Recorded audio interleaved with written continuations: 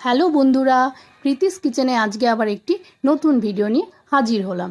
এই প্রচণ্ড গরমের মধ্যে বেশি তেল মশলা দিয়ে রান্না খেতে আর ভালো লাগছে না, তাই চলো আজকে কাতলা মাছের একটি হালকা পাতলা ঝোলের রেসিপি তোমাদের সাথে শেয়ার করি। প্রথমে শুকনো কড়াইয়ে একটু গোটা সর্ষে ভালো করে ভেজে রেখে দেবো, তবে খুব বেশি খড়ে গেলে কিন্তু হবে না, একটু জাস্ট সামান্য গরম করে নামিয়ে রেখে দিতে হবে। তারপর সেটিকে আমরা ঠান্ডা হওয়ার জন্য রেখে দেবো।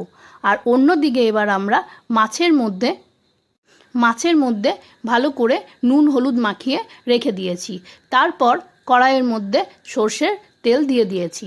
এরপর সর্ষের তেল খুব ভালো করে গরম হয়ে গেলে আমরা একে একে মাছগুলোকে ভালো করে ভেজে নেব। চলো এইবার আমরা মাছগুলোকে ভাজতে দিয়ে দিই, আর অন্যদিকে আমরা মশলাটা রেডি করে নিই। যে সর্ষেটা আমরা আগে থেকেই গরম করে নামিয়ে রেখেছিলাম সেটা কিন্তু এতক্ষণে ঠান্ডা হয়ে গেছে, সেটাকে এবার এইভাবে ভালো করে গুঁড়ো করে নিতে হবে। আর অন্যদিকে আমাদের মাছ এক পিঠ ভাজা হয়ে গেছে, এবার উল্টে পাল্টে আরেক পিঠ ভালো করে ভেজে নেব। তারপর সুন্দর করে লাল করে ভাজা হয়ে গেলে এরপর মাছগুলো তুলে নেব। তারপর সেই তেলের মধ্যে কয়েকটা ডালের বড়ি ভালো করে হালকা লাল করে ভেজে তুলে রাখবো। তারপর আবারও সেই তেলের মধ্যে কয়েকটা কেটে রাখা আলু ভালো করে লাল করে ভেজে তুলে নেব।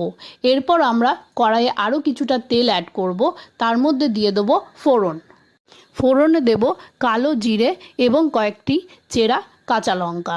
তারপর তার মধ্যে পরিমাণ মতো হলুদ এবং একটু কাশ্মীরি লঙ্কা গুঁড়ো দিয়ে সামান্য একটু নেড়ে চেড়ে তার মধ্যে হাফ বাটি গরম জল দিয়ে দেবো। ঝোল একবার ফুটে আসলে তার মধ্যে দিয়ে দেবো লাল করে ভেজে রাখা আলু। পরিমাণ মতো নুন যোগ করে সেটাকে আমরা খানিকক্ষণ ফুটতে দিয়ে দেবো। তারপর আলু যখন অর্ধেকটা সেদ্ধ হয়ে যাবে তার মধ্যে আমরা ভেজে রাখা বড়ি এবং মাছের টুকরোগুলো অ্যাড করে দেবো।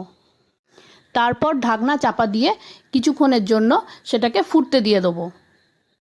3 থেকে 4 মিনিট ফোটানোর পর আমরা উপর থেকে ভেজে রাখা সর্ষে গুঁড়োটা ছড়িয়ে দেবো।